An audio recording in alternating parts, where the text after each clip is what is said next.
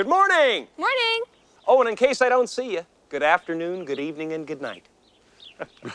That morning on my way to work, as usual, suddenly a light fixture fell from the sky and crashed right in front of me. I curiously picked up that light and found it was marked Sirius. I looked up at the sky, but there was nothing there. This was the first time I encountered something I couldn't explain. Right after that, a news report came on the radio, saying an aircraft had malfunctioned, causing parts to fall off. So I didn't think much of it at the time, until something happened that day that made me completely start doubting this world.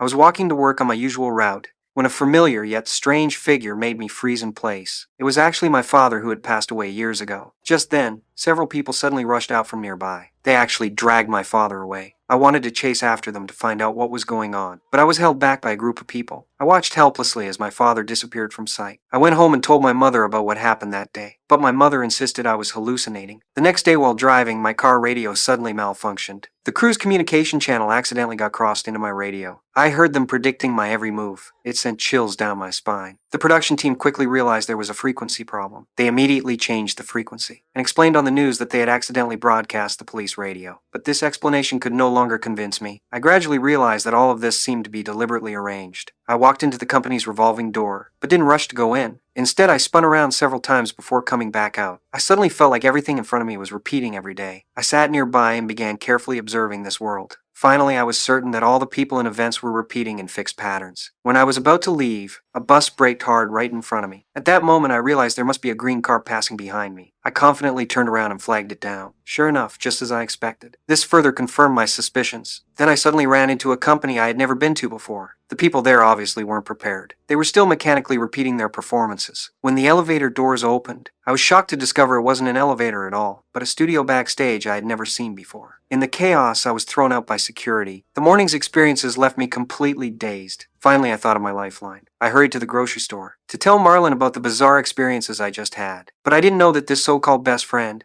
was also just an actor arranged by the production teamery tree.